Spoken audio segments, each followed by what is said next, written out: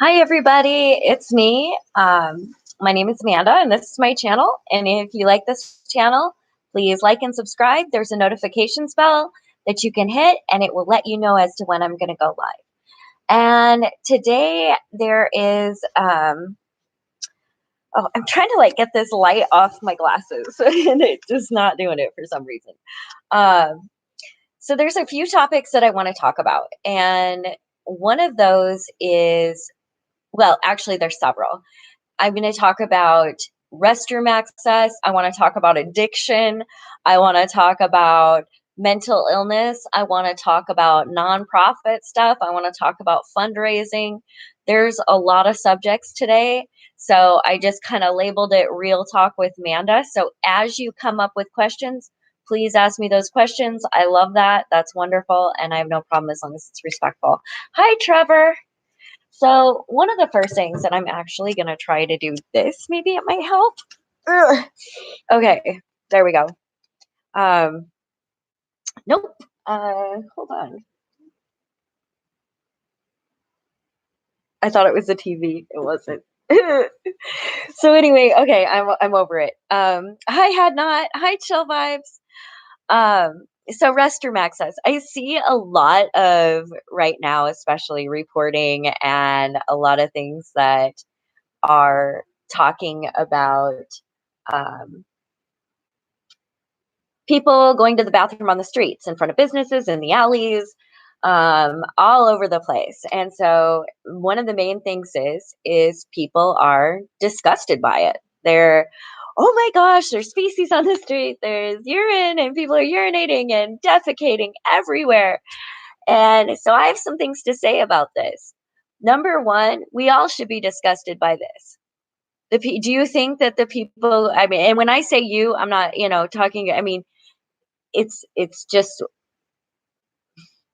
anyway, people somehow seem to think that if they're in that situation, that they're still going to have access to public restrooms. That's not the case. Okay. Um, Had Not and Sons. Actually, I just okay, here's a cool little tidbit about homeless veterans. There is a new housing specifically for them that's just opened up. And our new manager that's going to be leaving is actually going to be managing that. So I'm going to keep in contact with her and kind of find out a little bit about this model and a little bit about um, what's going on with that, because I think it's really wonderful. They're going to have case managers living on site. And I find that absolutely wonderful. It's going to be low barrier. So we'll see how that goes. And yes, there is. However, it is very difficult. Chill Vibes. Terrible how people don't have access to basic needs. It should be. And here's the thing: there is no magical bathroom that shows up. Like, it doesn't. And um, yeah, that's a great idea. Had not we do not here. And so what's going on is you have to find a place somewhere, and sometimes that could be over a mile away, where you can go to the bathroom. And I'm going to start talking right now about my personal experience with this. And this is why it is such an issue with me. Um, we talk a lot about giving people jobs for dignity, but right now, bathroom access, that might help with some dignity as well. So I get up and I'm under Eastlake, right? So I'm at the encampment, and I had to go to the bathroom so bad. I mean, just horribly. So I asked my son, I'm like, well, where does everybody go to the bathroom? And he's like, well, we go over, and he shows me the area by this bridge support. And I was like, okay.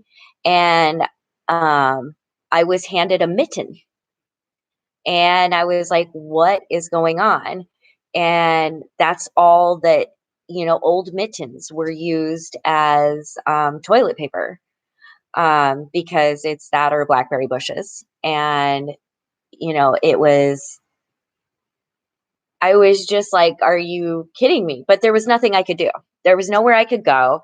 There was 0 it was either go in my pants or follow the directions of the people that have lived there for a while. So that was my first experience was standing on this hill like this with a bridge support, you know, just hoping that none of the street kids were going to come look at me. I mean, it was degrading. And the thing is I'm originally from a very rural area.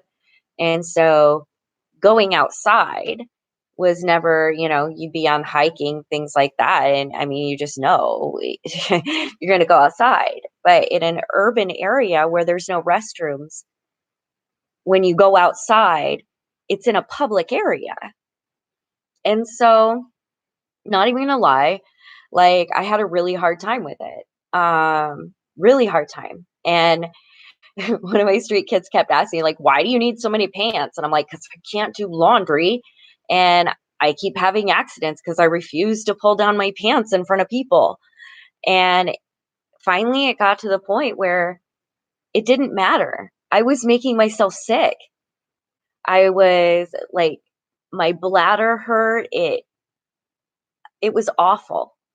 And so finally, I understood that you don't have a choice. You find the best place that you have and you go.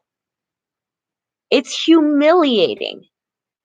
And then to say, to have these people who are like, you know, oh my gosh, how could they do that? Well, how could you not? What do you expect?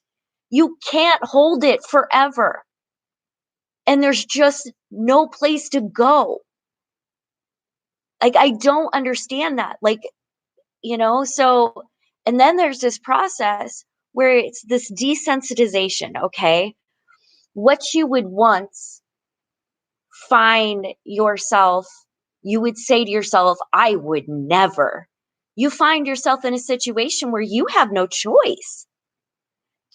How can you not go to the bathroom? Like I don't I I just that to me defies logic. And then we look at those who are disabled and seniors.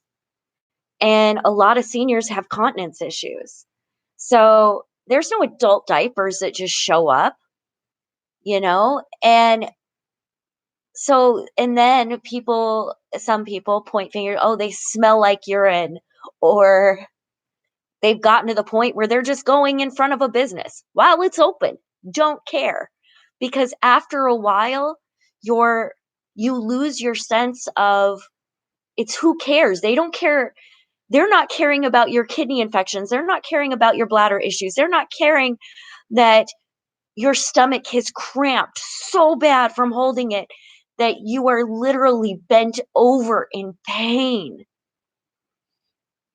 It's it's horrifying. And it's horrifying to me to see that and then see the fact like a lot of people hang out like I know me in the cold, I was hanging out at the library a lot or somewhere where I knew a public restroom was close by because I've had children and it's just an issue. Like you have to have bathroom access, you know? So then you go to the library, you go to these public places where you can go to the bathroom, maybe wash your face, wash your hands. And then you've got people who are like, can't even go to the library anymore because there's all these homeless around. It's like, whatever you do, you lose. And it's not fair. And so I just want people to think about that. When you see people, yes, it's horrifying, but understand it's horrifying for them as well. But at a certain point, people get to the point, I think, and not everybody. And don't get me wrong, it's not everybody. Like for myself, I would have I would have never gotten to the point where I was unless my mental illness drove me there. Like, if I was unmedicated, who knows what I would have done? Like, not a stable individual when I'm not medicated. That's just how that goes. So who knows? But I just wanted to kind of throw that out there that, I don't know how can you blame people for a bodily function? It's like the same type of it's like the same type of attitude that would make people rub an animal's nose in something for having an accident, when literally it's because they're not doing due diligence to take that animal out. So I just look at that the same. It's yeah, wow. Like, so that kind of hit me hard today, and I wanted to address it. So I'm going to address. Oh, Lotus, it was a really horrible situation. Chill vibes. What I find strange is thousands are raised for an animal sanctuary, and while that's wonderful and amazing, what about humans? Why aren't we doing more to raise thousands for human needs as well? I don't know. And actually, since you asked this, and it's actually, I'll talk about fundraising right now. Um, Most of us subsist primarily on donations, and that goes for whatever our purpose is. Like, for example, Seattle dogs. That goes to their vet bills for the homeless animals. That goes to the food. That goes to the vehicle, the gas, because this is hundreds of animals. Like, now that she's in a position where she has a vehicle, things like that, it grows. But the problem is that you're fighting consistent. If you're writing grants, you're taking time away from your outreach. And so you've got to grow that. And it's this process of trying to, like, I remember when Laura was just getting started too with fundraising. Because before she would, she got donations and stuff, and they'd just do it out of pocket, which is really impossible. It's really, out of pocket is hard. Out of pocket is really hard. And a lot of people are, especially when that is definitely a full-time job that she is doing, if not more. Um, so it's very hard. You have to jump through hoops. You have to do a dance. There's a guilt with it. People feel guilty for asking, knowing that, people that donate, sometimes have very little themselves. So it's this it's this cyclical kind of feeling of, you know, guilt. And when I saw that Laura had to stop her vet program, like, she had to suspend vet services. She, she's done a couple fundraisers this month. She's done all she could. And the thing is if, the city and other organizations tout her for being able to do this, but unless the community supports that, she's not able to. And that's just the reality, that in the end, it has to be community support. I know for myself, being my company wouldn't, or my organization wouldn't be where it is. And I wouldn't have been able to do the outreach. Like, this year, I know that we have kept, or I say we, but the being is me, but I'm a consultant. So I consult with tons of nonprofits. I will say tons, few nonprofits. And we reach out and we figure out who needs what, where it needs to go, who needs to connect with this person to connect with this person. And it's just this amazing framework of things and research. And there's just so much that goes into it. And so it's like really important to get that community backing, or that work just really shrinks. Like, I know Laura for a fact, if all her funding shrank, she would cry and probably it would devastate her.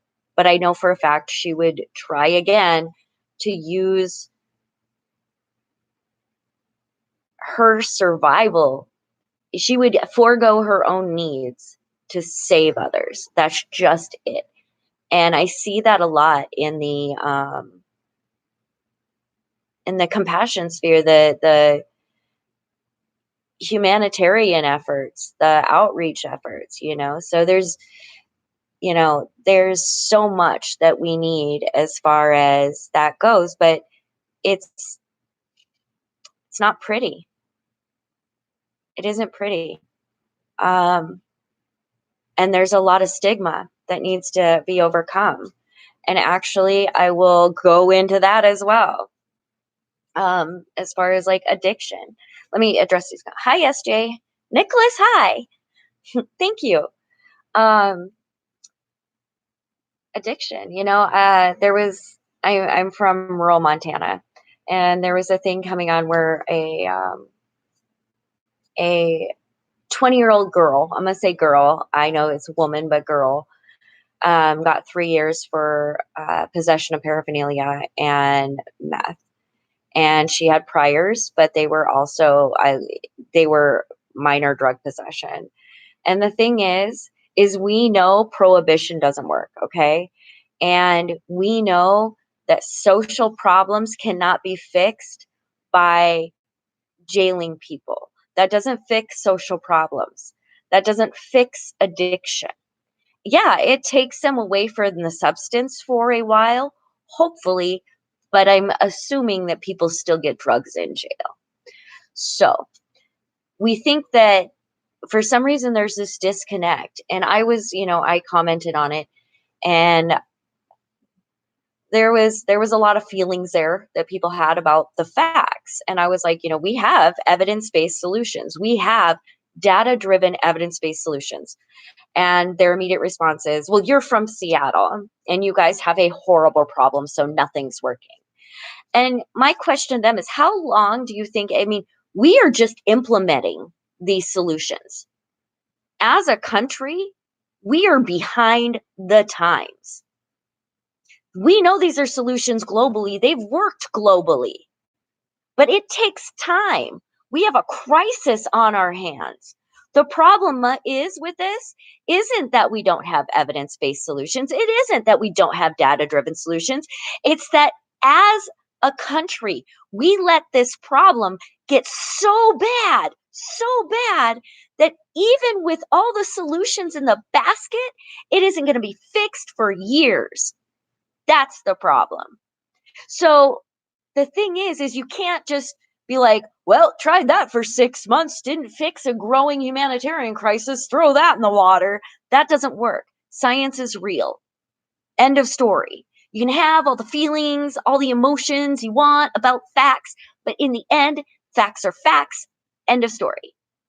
And I get really just like, I can't even wrap my head around how, when presented with facts, people still go back to that, well, I don't like it, it's not right. Well, yeah, but this is a crisis. Of course it's not right. We should all be like, this isn't right, and we should fix it. But we let it go on and on and on. It's crazy to me. Hi, Roxy. Hi, this old helmet. So that's my little rant about, when people are like, it's not working. It's like, how long do you think we've implemented these things? Like, we're so far behind the times in healthcare and housing, human rights. Like, so of course these things are going to be taking so much time. Chill vibes reminded me about an experience I had. I was 11 years old, donated 10ish to a humanitarian thing, forgot what it was, but my mother scolded me for spending money on donations and wasting my money. Yeah, there is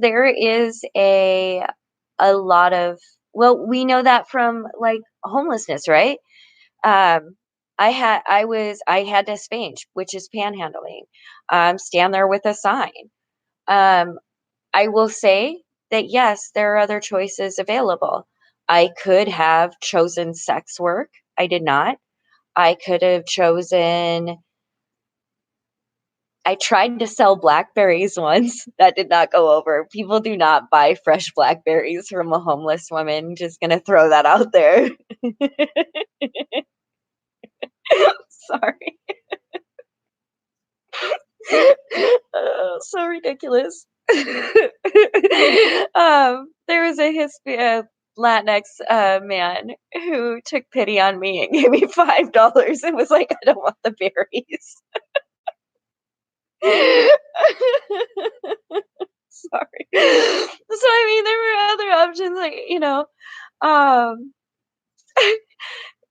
but honestly, I was full-time medical. Like, I had medical appointments all the time, and then I was just trying to survive. Like, I had to find stuff to eat and firewood in between these medical appointments and be okay and make sure that I'm medicated, and. So, and my social worker, she was on point. She said, "Your job is getting better right now. Your job is healing because you can't do anything. You will never get ahead if you don't heal." And she was so right. And so I took those words to heart and I would remember, I just have to get better. And so, yes, I stood out with signs. I've had uh, signs that, people, people have taken pictures of and driven by. Like, you know, most of my signs, I tried to have a statement. But ones with a statement don't work so well. The best one is just like anything helps. Because for the most part, people don't read the signs anyway, unless they're like parked. Um, right, chill vibes. Hi, Lady Lilac. Um, so, but for me, I was willing to ask for help. Like, that's what I was doing with that sign. I was asking people for help. And I wasn't asking to be degraded. I wasn't asking to be humiliated because honestly, it's humiliating all in it of itself. I wasn't a, you know, I wasn't going to go steal stuff. I wasn't, it was a way of providing for my needs outside of people have needs. People have needs. And it's a nice thing to have $5 in your pocket. Even if that's all you have, it's really nice, you know? And I hear people all the time say, "I would never do that." And I was like, "Well, what do you think you'd do? Get online and fill out the application with your address and phone number?" Sorry. Walk in smelling like campfire and a little homeless and ask for a job. Like some places, yeah. But um just think if one of the big YouTubers like Shane Dawson did a documentary on the homeless crisis instead of stuff like makeup, which is very interesting, imagine the impact that could have. Honestly, okay, this is what you said. It just reminds me of some things I was thinking about. Oh my gosh. So, I, the one thing that I was always like telling people is skincare, because I wasn't always homeless and I know about skincare and I know about, most people want to take care of themselves, but there's really nobody gives you makeup. Like, I think that's one thing that people probably steal a lot, but nobody gives you makeup. Nobody, hairbrushes, um, battery powered, curling irons, whatever, art supplies. And I think it would be beautiful if makeup is what the person loves, then find a way to translate that into helping others. If shopping is what that person loves, translate that into helping others. No matter what your interests are, no matter what you enjoy, you can put forth an effort to have a direct impact in someone's life with that. And one of the things that I was thinking of is because I love painting and I love art. And I know that, like, my first Thanksgiving under the bridge, I'd been given like a little sketch pad and um, like a, a paint, was it a paint set or was it? Yeah, it was a paint set. I had like a little, it was like one of these little paint sets. And I sat and just, I was crying because I was under a bridge with like two other people who were pretty much not as happy. They weren't thrilled either. And I just was painting. And that meant a lot to me. Um, I actually gave that painting to Shelly, who is a good friend of mine. So yeah, so what I wanted to do is I want to get some like bulk canvases and because I paint, but I want to get some bulk canvases and I want to get some like acrylics and I want to go just on the street and let people create for a while. Take pictures of it, let them have the canvas. If they're homeless, go sell your canvas, go sell your art, or maybe kits or something, just something, because I know that creative outlet can heal. It really can. And I know that one thing that's not thought about a lot out there is nourishing the soul. Um, it's about survival. It's about getting what your body needs and basic survival needs. And there's very little attention paid to your soul. Um, Nicholas, I have chronic medical issues too and going in for surgery next week. So really, fortunately, I've never been homeless. I have to count my blessings, right? I hope that, well, hopefully everything goes well. Surgeries are hard. Enjoy it, bro. Nice glasses. Thank you. Liz got these for me and she surprised them for me. Liz actually has bought my last few glasses. There's an online company and they're really cool, very inexpensive, and these have like a blue light filter. So yeah, I absolutely love them. Sherry, never say sorry for laughing. Laughing heals, right? Much love to you back. That is, I do love laughing. Sometimes it's like I don't even know what's going on, and the joy will just like bubble up, and I'll be like, yeah. And if that's like the symptom of the brain injury, I'm so like there could be worse symptoms, like laughing.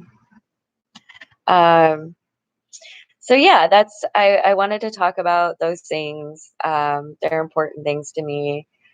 Um, but yeah, next fundraising, a lot of people say stuff like, well, Jeff Bezos just donated this billion or whatever.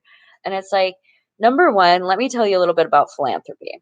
Most of the time, what they do is they start their own foundation, which they make. They start their own company, their own organization. Then they take the money and that goes through there. That foundation will pick different agencies that do different things to then have that money and then disperse it. So there's like this, so it doesn't go directly, like that money doesn't go directly into housing. It gets spread out into this big web of different things. So that's when we talk about funding, a lot of times it's through community and reaching out to others. For example, in my descriptions, I have a funding link. I have a PayPal, and I've been asking for donations as well. It's a thing. Um, so yeah. Let's see. Ever seen Mr. Beast? He does last one standing wins $10,000 types of videos. But last year he donated 100,000 spread out to 3 homeless shelters. He did something he'd like to help people. That's good. That's good. Um, yeah, I think anything that somebody can do is wonderful. I think, though, that we need to be very cautious as to what actually needs to happen in the housing crisis. And the one thing about donating to shelters and donating to things like that is you are really helping people stay alive, but we also have to look through system changes. So really pay attention to what policies are, pay attention to, you know, unraveling the stigma, promote overthinking about issues, really um, sympathizing with people or empathizing. What I don't understand is all these abandoned department stores, motels, whatever. Why is it so hard for the powers to be to renovate them into homeless shelters or split up for homes? This is why. Because a lot of times those are owned eh, a lot of times those are owned by corporate entities. And in our current system, we can't make someone unless it's through taxation. We can't, unless we are exercising eminent domain, we can't take property like that and renovate it for anything. Um, Part of the issue is in a lot of these services is we need to make sure as well that we are not placing all vulnerable into one area, because that promotes also um, systems like we have as far as like projects and things like that. It's a big deal to make sure that where we are placing people results in equity and health equity. So that is why. That's what I talk about when we talk about system changes. We have to talk about the profit system, how it's not okay to profit off of a life saving necessity. These like these for profit systems that we have for housing or whatever, we keep talking about building affordable housing, but we have housing. We have more housing than we have unhoused. The issue is that we live in a system where profit is placed over life. And until we change that system, we're still going to see the same issues over and over. We can renovate all we want, but the problems are still going to be there. Um, it's still, if we have this system that supports marginalizing and exploiting people, it's not going to change. So it's extremely important to that figures all about the almighty buck. It really is. It really comes down to the profit based system and where we are.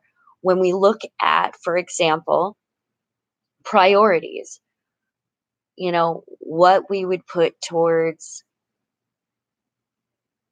basic sports as far as tax breaks and things like that, or the tax breaks that just for some reason corporations just aren't paying. um, we could have solved this in a compassionate manner. And there are other countries that have, for the most part, functionally solved this. You're always going to have people that are going to be displaced for different reasons, okay? The thing is when we need to know when they are, we need to know how to handle that. In other words, immediate intervention. And right now it's happening, and there's such a large population, we can't do immediate intervention. So once we get the process down to a functional low, we can start immediate intervention because our system isn't so strained. And so that's really important to understand, is that right now our system is so strained because we have done nothing for so long. And now that we are doing things and we are looking at solutions that have worked globally, we have to now unravel all this stigma and all this misunderstanding about these things that have been allowed to go on for years and years. Chill vibes. I wish that we had a politician who really cared about the housing issue happening right under their noses. Um, I think we have several. Um, there's several that I know of, but I think that there is a power structure to where They are definitely the minority. Um, and as the minority, their voices may be heard, but or listened to, but not heard. And that again takes changes. And we have to decide, you know, as people, you know, are we going to act with empathy, compassion, which leads to healing? Are we going to heal these populations, or are we going to continue to widen the gap? And that's going to lead to animosity on both sides. And when that happens, you have clashes, and it's just not okay. Um, Nicholas, what do you think about tiny homes as an interim solution to homelessness until permanent housing? Okay. I think, Nicholas, I think that here's the thing with tiny homes. I think that as transitional housing, in other words, until they get into permanent housing, spectacular. Okay, great. I think that it's a good idea. These are the little nitpicky things I have a problem with. Okay, number one, the fact that I'm seeing out of some of these tiny homes, other than like Camp Second Chance, I think, which had some good numbers, a very low percentage of people moving through. There seems to be a low disconnect from people moving from that transitional housing into permanent housing. And so that concerns me. It also concerns me that a lot of these places are being put on what is essentially contaminated land, which is a health equity situation. Um, so that I find very concerning. Other than that, I think that it's good. It's good.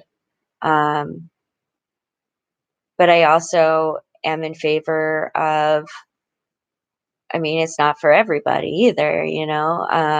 But I do think it's a great idea. I just want to make sure that we are not placing already vulnerable people at risk of contaminants, because we're seeing this happening in Seattle. It's already happened in industrial. So that's actually my current research project. Is anthropogenic contaminants, and that is like urban toxicity, or the contaminants that are put out by an urban area that affect vulnerable populations more adversely than others, because it's very wealth based when it comes to health equity. And some of these things and here's the thing, the long term health costs of being exposed to this stuff is way less than just housing them for the rest of their lives at market rate. So, we got to decide, are we going to be fiscally responsible? Are we going to be in line with human rights? Are we going to be in line with humanitarian law?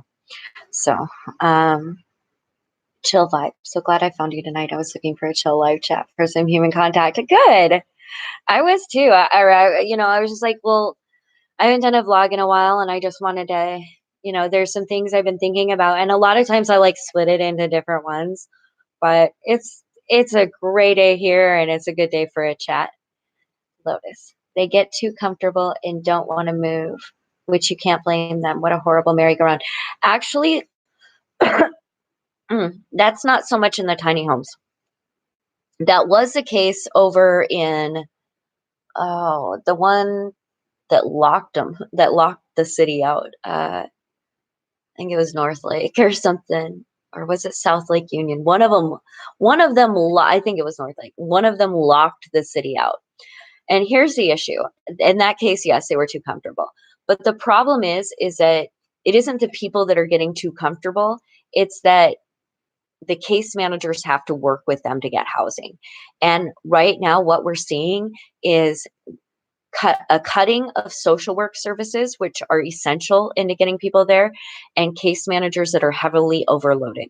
These case managers I can't even imagine handling that kind of caseload.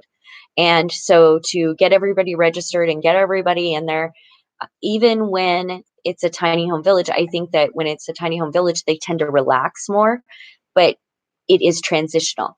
And we can't let people get institutionalized into substandard or substandard housing, because that's what that is. That is informal shelter is what that's called.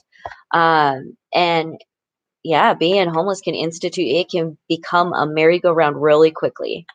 And we just need to understand, like, where do we want to be as a society? If we find something horrifying, if we find something awful, we then, either go home and have feelings about it or do something to change it. And by changing it, we have to look to solutions that work and that are proven to work and that we can see numbers on and we can see, you know, personal experiences on. Um, yeah, right. Lotus. So, are there any other questions? Anything anybody wants to talk about?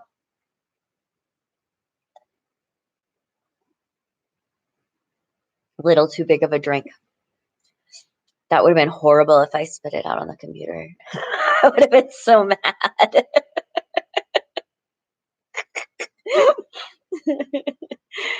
Okay, since nobody else has any questions or anything, just know I appreciate you guys so much.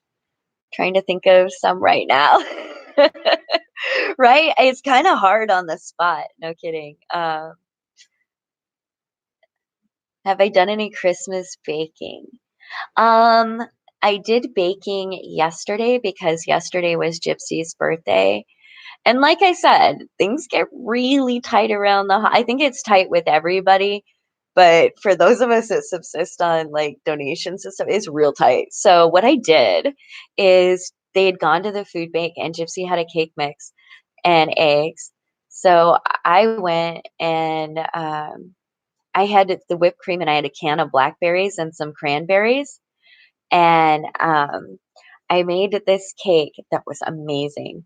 It was like vanilla, and then on the bottom, I cut out this little thing. I made homemade like blackberry jelly, and then I put a little thing of cake, so it was still like this, and then I filled that in with jelly, and then put another layer on top of that, and then covered it with cream and sugared cranberries, and it was so good. It was delicious. So that's about the extent of my Christmas baking so far. I got to go get some butter. But then yeah, and I'm also like I started I don't know if anybody's noticed from like previous videos, but I started gaining some holiday weight. And so I'm like every time I'm like, "Ooh, you need to make some cookies." I'm like, "Stop it. Just stop it now." There should be a secretary for homelessness on a governmental level. There is. There is. There is the head of the Interagency Council on Homelessness, I think is what they're called. So Interagency Council for Homelessness. I'm sorry, I'm not great with all the names. But yeah, he's hopefully I got fingers crossed, but from what his statements have been so far, it looks like we're going to have a battle on our hands and a lot more people are going to be hurt. Um, it's really frightening, to be honest with you. Um, Hi, Karen. My face looks fuller, looks good on you. No, thank you. I appreciate that. The thing is, I'm comfortable with myself, but I have to, like, I have ankylosing spondylitis and fibro and some other stuff. And I have to keep active. So I know, like, if the weight starts going on, I'm gonna feel worse. Like it's gonna be harder and harder. And I have to keep pushing. Like I think anybody with chronic pain issues knows, like you have to keep your pain tolerance at a certain level. Like you have to keep pushing. You have to keep pushing because if you let it go for a second, it becomes intolerable real quick. Um, oh my gosh, you seem like a gourmet cook for me. I do have to say, I'm a pretty good cook. I am. I love cooking. I love baking. Um, I'm one of those people that just I'll side eye a recipe. Like I'll be like, all right. that looks about right. And then I just throw it in the thing. And most of the time, I've had such experience that it turns out every once in a while, not so much, but for the most part, um, chill vibes. Your chronic conditions must suck. You have to deal with it. It does, but I'm not alone. There's a lot of people that deal with it. And I think that for the most part, I deal with it pretty well. I think one of the hardest things to, and I still struggle with it, is the feeling of self-worth sometimes, because like I'm a community liaison for the city of Seattle Department of Neighborhoods, and I'm a displacement consultant, but sometimes it seems that if somebody doesn't have a quote unquote normal job, or one that makes lots of money, that somehow there's this worthlessness associated, and that gets kind of hard sometimes. But what I do is, even if I'm not technically employable on a regular 9 to 5 basis, I work, and I found a niche. And I think that if you have chronic conditions, and like brain injury is a good one, and others, and um, yeah, like I think that we find these creative solutions to working around things. And I'm so with that. I'm so with finding solutions to work around the things that somehow give me trouble sometimes, like chronic conditions and all sorts. Yeah, chronic conditions, mental illness, blah blah blah blah blah. You like cooking? Yeah, right. Like, oh, if you also, I do post pictures of my cooking sometimes on Instagram. So if you're not following me on Instagram, it's Manda J Richer. Actually, I will. Let me put my coffee cup up. And since we're all chilling and talking, I have to change my position because this is killing my legs. Okay, much better. Let's see here. Um, what was I doing? Oh, I forgot what I was doing in the move. It hurt. What do you think of the common phrase, don't give homeless people money, they'll use it on drugs or cigarettes? Ooh, I like this one. I do. I like this one. Okay. Number one, if you are worried about gifting somebody and then worried about what they're going to do with it, don't. Um, they might use it on drugs and cigarettes. They might. But oh well. So do half the like 33 million Americans. Um, Here's the issue. I think people feel like they don't want to contribute to somebody's death or decline. And so that's why they feel that way. But what that ends up doing is that ends up foregoing the majority of people, which the majority of people need that. It provides some sense of autonomy. Um, I think that I am more than grateful for the people that didn't think that about me, because so many did, I'm sure. But I remember them, and I'm thankful for them. And yes, there were a couple times that I bought a pack of cigarettes and I sat at camp and I looked into the fire. And yes, I smoked some cigarettes. Did I do that all the time? No. And the thing about the unhoused and smoking, number one, I learned really quick what that meant. And what that meant usually was collecting the butts on a dry day that lie around and taking the tobacco out of them, saving the tobacco and rolling it. Or if you really got funds, you go and get a roller and you buy a big bag of tobacco and you buy filterless tubes and you make your own. And if you got a lucrative business and you got a hustle going, you go and make a bunch of those and you sell them. And you sell them at like $1 for 10 or $1 for 5 or something like that. I'm not sure what they go for. I don't buy them. I know that's a thing. So, yeah, there's people are going to use money for stupid shit. It really doesn't matter if you're housed or unhoused or whatever. People use money for stupid shit. It's a thing. Um, I remember one time, like one of the favorites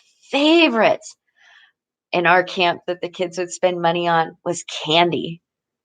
They loved their candy. It was a big deal.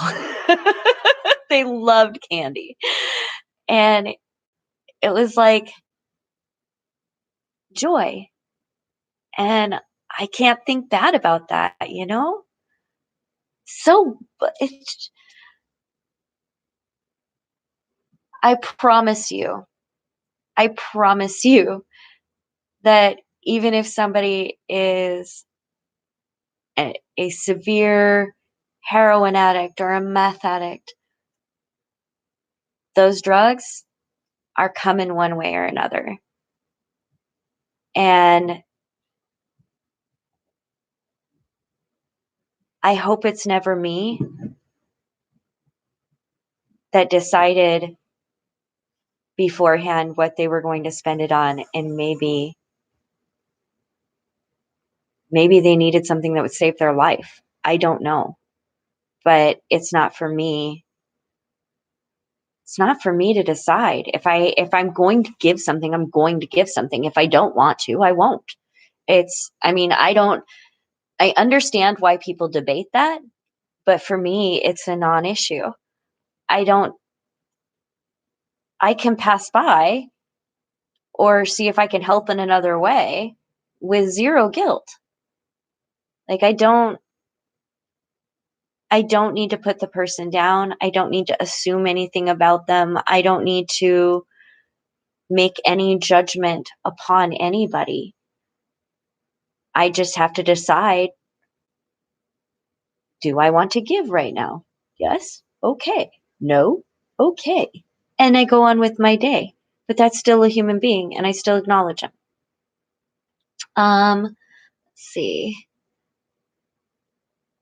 So yeah, the whole cigarette thing, yeah, like if you see homeless people with cigarettes, know that that's people. Drugs, cigarettes, and alcohol are cheap. Cheap. Okay? Seems like it would be expensive. It's not. It's not. It's crazy. Like I can't even imagine. Like, okay. I know how pain feels and it sucks. I have severe psoriatic arthritis that's landed me in the hospital more than 8 times now. I have infusions to keep me mobile. I was on infusions for a while, lady. Like I remember that about you. And they just these last couple months they switched me to the injected Cosentix, which I'll be honest, I'm not sure is working. Um, it's working a little bit, but it's definitely not working as well as the Humira was. Um, so yeah, it's a process on finding what's working. Marijuana helps a lot. It's a big deal. I'm very glad to have doctors that understand that and live in a state that's legal. So, oh, let's see. Love my hair. Like, thank you. I appreciate it. It needs to be. I'm going to be coloring it again, but I do. I thought it was kind of a cute style. I did stress cutting the other day and cut some of it off again. I got an issue with it. Um, I know what you mean. I have arthritis in my left ankle and need cortisone injections. Pain sucks. It does. It does. And that's the thing is, I mean, once you have, like, I remember when I first, was diagnosed with fibro, I was in tears. I didn't know how to deal with it. I was just not okay. And it was a new pain. I had to learn how to accept it in my life and deal with a certain level. Um, and learn how to rest and I'm still learning not to feel guilty. That is a hard issue for me. Um, yeah, that's a difficult one for me. um, oh my gosh, okay. No. Hi, Bessa. Hi, Lotus. What is a camp mom? Okay. when I got um, when I came into camp, my encampment was street kids, and my son was actually there, my biological son.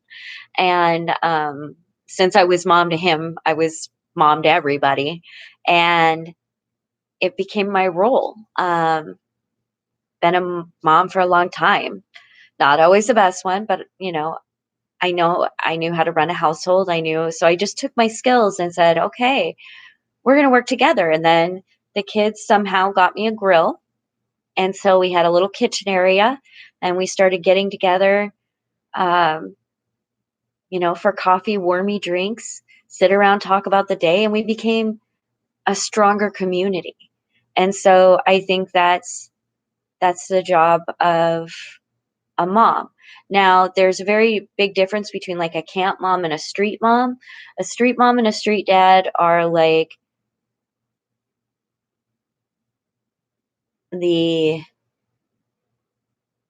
the people that introduce another to like street life and teach them the ropes. So, and they usually give you your street name. So that's the difference between like a street mom, street dad, and a camp mom. Um, let's see. Thanks, Bessa. Hi, Leslie. You doing?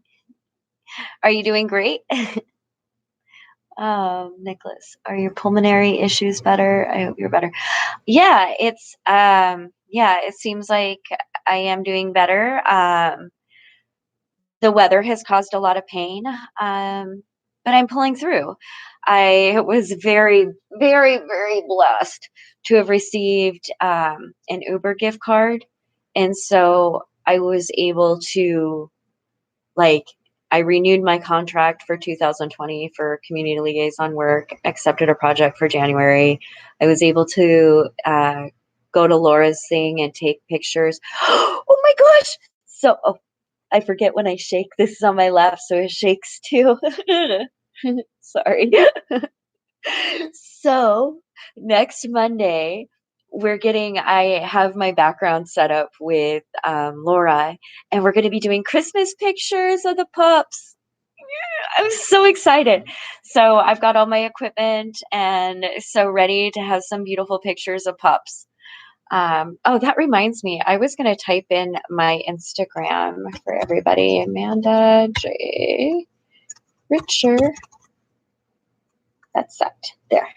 Um, is it snowing where I am at right now? No, but it looks like it might. And it's getting cold. It's it's just so damp, and I think there's been a lot of like highs and lows in temperatures, and that sometimes can really affect the way I feel as well. And again, the pharmacy didn't have my antidepressant on hand, and so I ended up going almost 3 days without it, and so that caused a lot of issues. But I'm feeling better, doing good. It's a good day. It's a great day. Um, how's Rowan? Rowan, how are you? Ro, how you doing? She's asleep. Oh, she is really asleep. I love her face so much. She made, oh, that's another thing I'm going to do. In the description of like my page, I think I'm going to put in like um, other nonprofits to support like Seattle Dogs and Seattle Homeless Outreach and others that I think are really great. Yeah, I think I'm going to do that. I think that would be really, really good. But what I was saying is that Rowan made the Dirty Dog photography calendar. I think she's May, And Laura got me one. So I'm very excited to see Rowan in a calendar. And I might even just do a full Rowan calendar. Love her so much. You only live once, make the best of it. I agree with that. That's the thing is it's this once. Each day is unique and there's only one. And sometimes I'm just grateful that I made it this far. Very thankful. She lays on top of the pillow, right? She she thinks she's a shoulder dog. Congratulations, Rowan. She is adorable. She is amazing. Okay, I'm on antidepressants too. Don't know how effective they are. Do you think yours are working for you?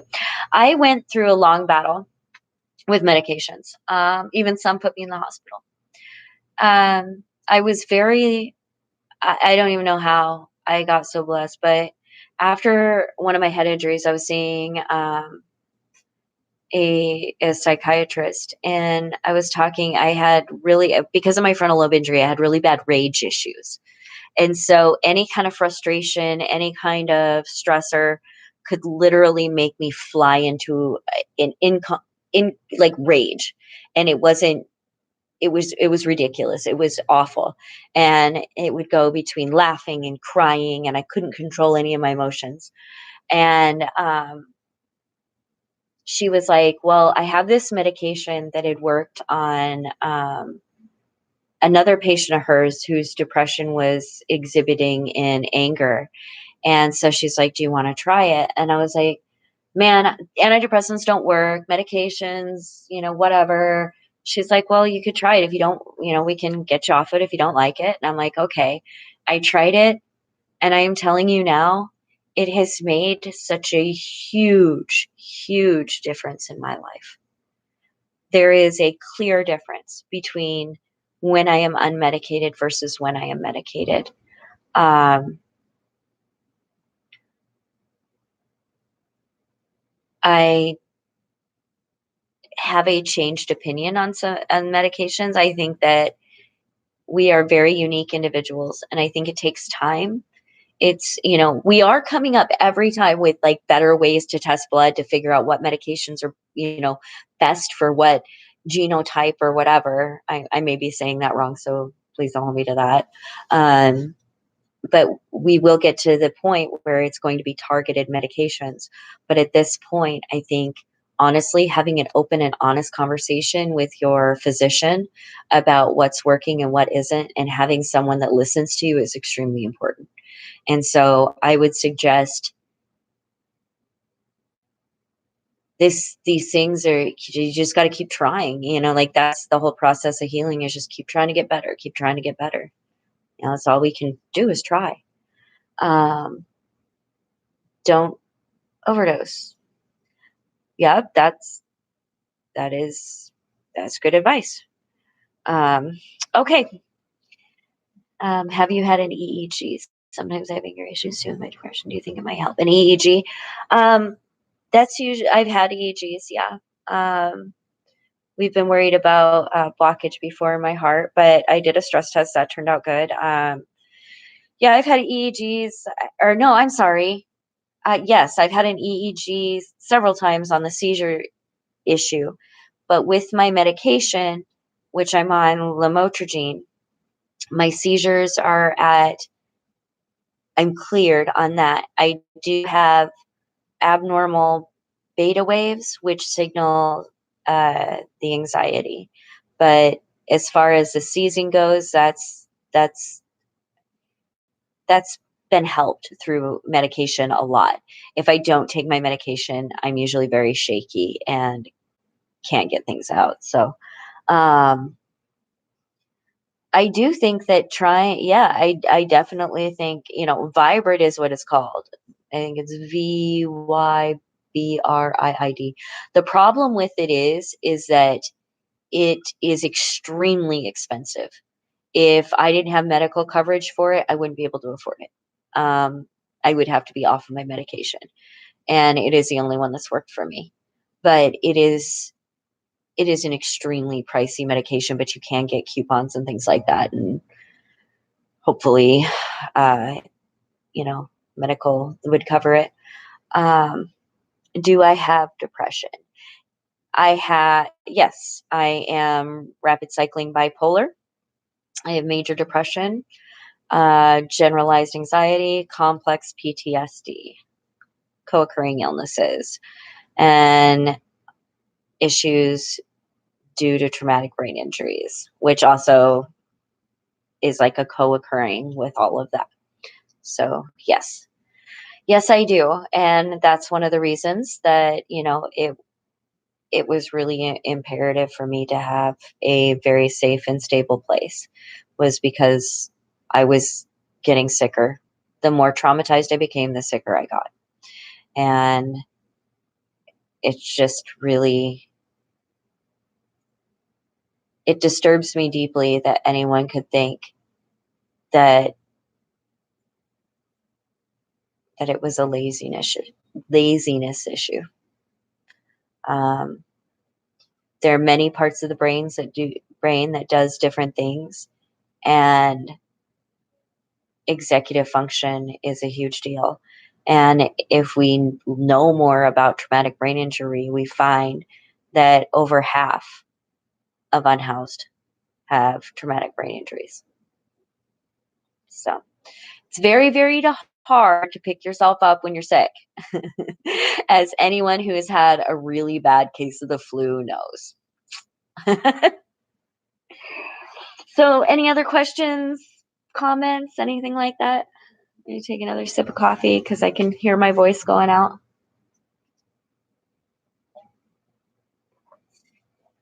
Yes, no? All right, guys. I hope you have a wonderful weekend. Thank you for joining me. I appreciate you all, like truly, and it's been great. I wish humans in general are more tolerant of each other. We're all on this rock flying through space. We should try to make the best of it. I think we should be. I agree with you. I agree with you wholeheartedly. I think that we should be tolerant of each other, except in being tolerant of hate is not a, like I told somebody, like I really worry about the whole being tolerant, because being tolerant of certain things has led to genocide. So I think that we should be kind to one another. I think that we should move in our lives and in the way we do things with compassion and empathy and love. So let's see. I have social anxiety and depression. People don't understand. There are a lot of people that do understand though. What's helped me, Nicholas, is joining a lot of like just online support groups will help. Like sometimes just knowing that you're not alone in it, and getting those like insight, like okay, because like having depression and having mental illness, like there's a lot of inside jokes. Like it's one of those things of dark humor. If you don't joke about it, you cry about it. And so sometimes having those support groups where other people get it, like they really get what is going on, that is, it's immensely helpful. So I think that, if you can, reach out to others. You're not alone in this, promise. Um, Thank you. Enjoy it, bro. Let us get some rest. I will. Good night, Terry. Babes, hi, Terry. I will have a wonderful rest of the day. I am going to, oh, I don't know. For those of you that follow me, I did this vlog and I was like doing the arm knitting thing, the hand knitting, and showing how like easy it was. So I am going to say it's not as easy as it looks. And I'm on like, and definitely get something that's not like the kind I was getting is like really bulky. And so it takes like each like skein or whatever takes forever. So I would say that, or it doesn't take forever. It doesn't last very long. So it's like just small portions. But yeah, I'm working on like my fourth rendition. I'm learning a process here. So just so you guys know, when I said easy, I didn't mean like Easy, easy. I mean, it's probably easy after practice. I'll share pictures on Insta. Um, we also understand about how to help, but by looking at me, we know look like I'm mental. Well, see, that's the thing though, is it exhibits in different ways. It doesn't exhibit by, that's why we can't just judge on visual. There's behavioral, there's physiological. Our eyes do not give us enough information. There's so much more out there. And so I agree with you, most people. I was surprised though, I do have to give it to the people that can point out bipolar really well, is in the, Invisible People, interview, and there was a lot of comments like, "She looked," and not there was a lot of negative ones about bipolar, and I think that's ridiculous, and I think that that's you should never ever, like, hate on somebody for something that they can't control. And but I was surprised, like, yeah, you guys nailed it. Totally. But I would say the majority of people can't pick through mental illnesses to tell which one is which, or have enough education on the behavioral aspects to be able to tell. I think people just label with quick decisions, snap decisions. Um, Thank you, Nicola. At least, it's not that I try to be understanding, but this whole thing is a learning process. We're all here to try to understand, to learn, to and hopefully give some of that learning back. When skin is almost making you right. And they were coming in like these little balls. So I was like, uh-oh. So I'm gonna make a rug. That's what I'm gonna do.